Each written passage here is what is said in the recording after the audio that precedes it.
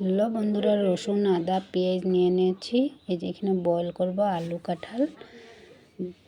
Boil করে গরম তেলে কাঁঠাল আর বয়েল করে দিয়ে দিলাম।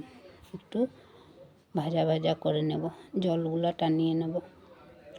বয়েল হলে জলটা ঢুকে যায়, তার জন্য একটু নিমখ দিয়ে দিলাম, একটু হলুদ দিয়ে দেব। তারপরে এটাকে সাঁতলাবো। এঁচোড়ের তরকারি অনেক ভালো লাগে। আমি তো পাকাটা খাই না, শুধু কাঁচাটাই খাই। হলদি দিয়ে সাঁতলে অল্প দেরি ভাজা ভাজা করে নেব।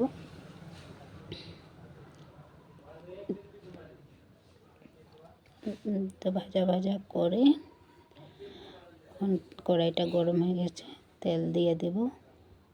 একটু জিরা, সম্বার, তেজপাতা এগুলো দিয়ে দেব। তোমাদের রেসিপি ভালো লাগলে কমেন্ট করবে। তেজপাতা, একটু জিরা,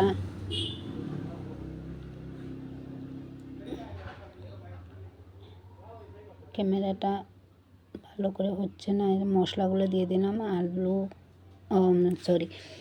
আদা রসুন পেঁয়াজের পেস্ট, অল্প চিনি দিয়ে দিচ্ছি, লবণ হলদি এসব দিয়ে কষিয়ে নেব। মশলাটাকে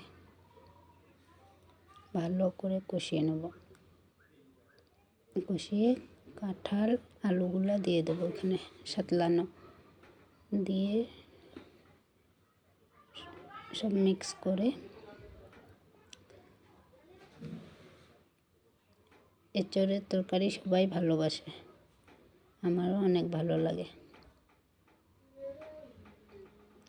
আমার হাজব্যান্ড যেখানে কাজ করে ওখান থেকে আনে, আমাদের কিনে খেতে হয় না।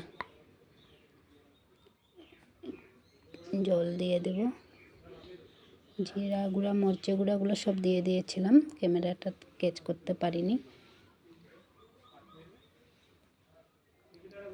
একটু জল দিয়ে মাখা মাখা করে বানাবো। আর আমি গরম মশলা, মিট মশলা এসব দিই নি। আমাদের একটা মশলা করা হয়েছিল, সব মিক্স করে ভেজে ওটা পাটাতে বেটে রেখে ওই মশলাটা পরে আমি দিয়ে দেব। তাহলে আর গরম মশলা লাগবে না।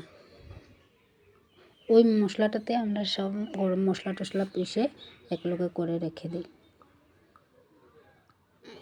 ফুটানো হয়ে গেলে নামিয়ে নেব। দেখো এঁচোড়ের তরকারি কেমন লাগলো কমেন্টে বলবে।